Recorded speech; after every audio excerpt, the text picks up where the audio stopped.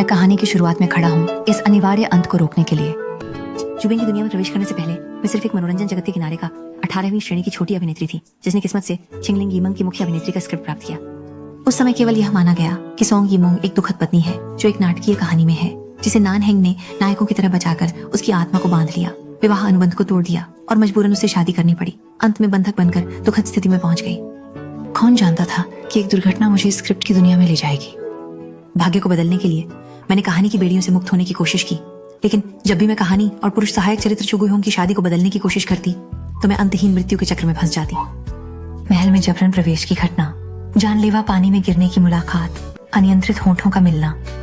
इस दुनिया में सांस लेना भी स्क्रिप्ट का हिस्सा है और मेरे आसपास के कागजी लोग, चाहे वे चाहें या ना चाहें, सभी मेरे और नान हेंग के बीच की भावनात्मक रेखा को आगे बढ़ाने के लिए मौजूद हैं। लेकिन मैं अच्छी तरह जानती हूँ दक्षिण हेंग के करीब जाना गहराई में गिरने की शुरुआत है। मैं पूरी कोशिश से भाग रही थी, लेकिन ऐसा लग रहा था जैसे कोई अदृश्य हाथ मुझे नान हेंग के पास धकेल रहा हो। मैं जल्दी होकर प्रथा से करती हूँ। कहानी में वह चालाक खलनायक नायक। जब तक शांघाई युआन त्योहार की लालटेन प्रदर्शनी का दिन नहीं आया, जिसने मेरे लिए कथानक के कारण तथाकथित सफेद चांदनी पुरुष पात्र के प्रति पूर्वाग्रहित पसंद को बदल दिया।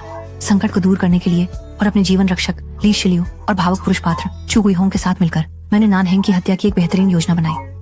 लेकिन यह नहीं जानती थी कि ली सोलह ही नान हेंग की दूसरी पहचान है। उसने यह सब कुछ किया ताकि वह मेरे हाथों से छू गई होंग की टूटी तलवार की विधि प्राप्त कर सके।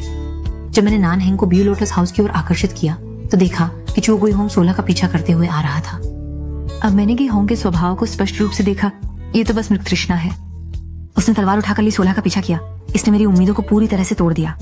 अराजकता में मैंने अनजाने में ली 16 को बचा लिया। ये चुनाव वास्तव में भाग्य को बदलने की पहली कड़ी बन गया।